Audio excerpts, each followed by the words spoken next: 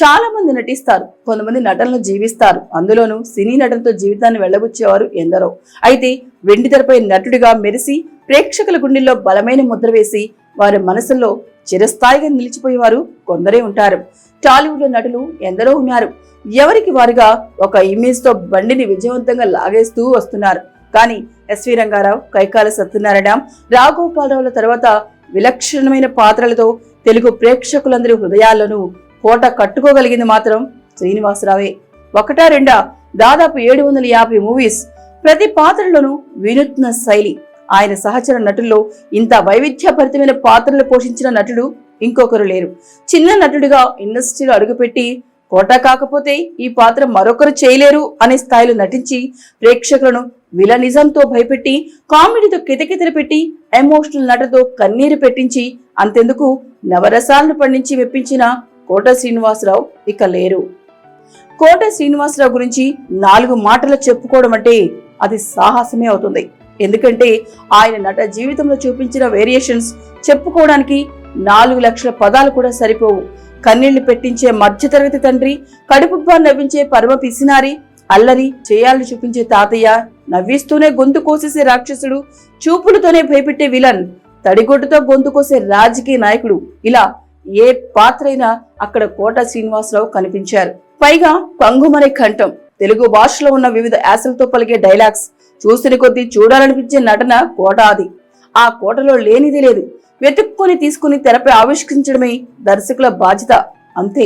అంతకుముందు ఎన్ని సినిమాలు చేసినా ప్రతిఘటనలో నమస్తే తమ్మి అంటూ మొదలైన శ్రీనివాసరావు విజయ యాత్ర కోడిని కట్టుకొని కోడి కూరతో భోజనం చేస్తున్నట్టు ఫీల్ అయ్యే పిసినారి లక్ష్మీపతిగా, కామెడీ పుంతలు తొక్కి క్రూరమైన ఆరోగ్య శాఖ మంత్రిగా గణేష్ లో విలనిజం చూపించి నవ్విస్తూనే చివరికి అందరికీ కన్నీరు తెప్పించిన తాడి మట్టయిగా మెరిసిన కోట శ్రీనివాసరావు నటన గురించి చెబుతూ అదొక గ్రంథమే అవుతుంది. అందుకే ఆయన గురించి అన్ని తెలిసినవే అయినా మరోసారి మరణం చేసుకుంటూ ఆయనకు నివాళులర్పిద్దాం.